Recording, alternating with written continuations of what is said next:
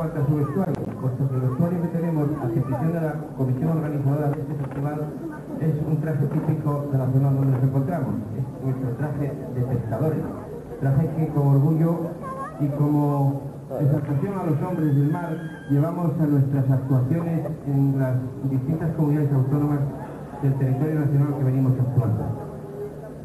Vamos a hacer, por tanto, una primera parte de bailes de centro, que van a ser el saltón, la mudanza y el chiringuelo. Y a continuación haremos dos bailes de la zona costera, como son el tras-tras y el terrindango, baile de tipismo en el folclore asturiano y originario de la vía Pixota de Cudillero.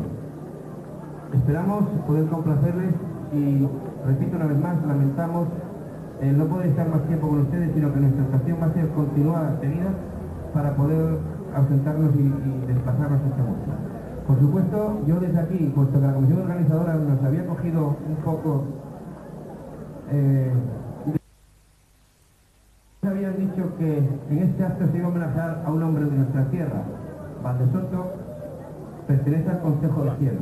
Y nosotros, por ende, además de estar aquí contentos en la tierra de Lastres, nos sentimos tremendamente orgullosos también de colaborar y estar en este homenaje a ese extraordinario Pablo Moro, del que, a pesar de nuestra juventud, también recordamos algunas de sus canciones.